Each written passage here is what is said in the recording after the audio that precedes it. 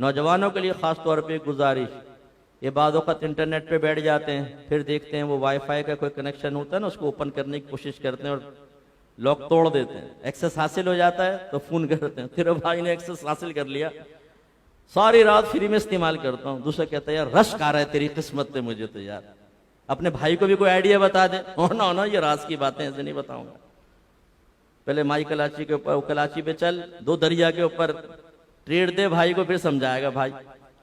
वो एक साहब ने मुझे बताया, वो एक दोस्त हैं, फिर बाद में मैंने उसकी क्लास ली, वो मेरा दोस्त है, उसने एक बड़ी कंपनी का ऐसे ही अकाउंट हैक कर लिया है, आराम से सारी रात इस्तेमाल करता रहता है। मैंने कहा आराम, खुदा का खौफ करो, जहन्नम का ईंधन है ये।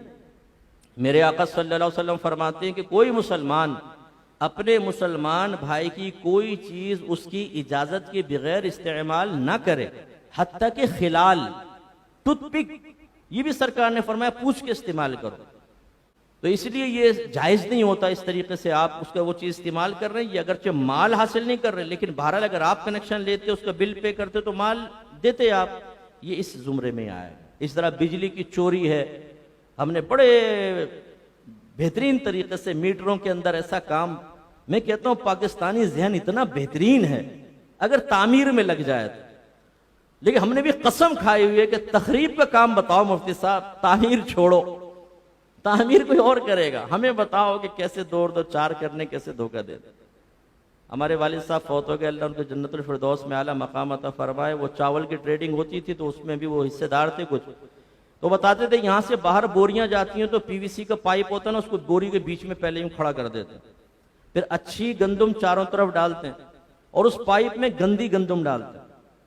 इसके बाद आखिर में वो पाइप बाहर, ऊपर से बोरी सी, कितने भी सुए मार मार के उसका सैंपल निकाल कर देख लो, बेहतरीन निकलेगा। लेकिन एक एक बोरी के अंदर 4-4, 5-5, 6-6 किलो खराब किस्म का। अब अगर 1 लाख बोरियां हैं तो अंदाजा करें कितने मन हो जाएगा।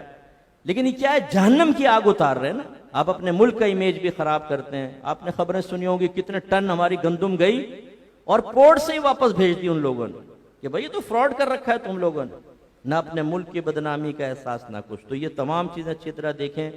मैं अपने नौजवानों से खास तौर पे गुजारिश करता हूं कि बेटा आदमी कनाअत करके कम पे गुजारा कर ले, किसी को देखकर एहसास कमतरी बेदार हो, आंखें बंद करके वहां से निकल जाओ।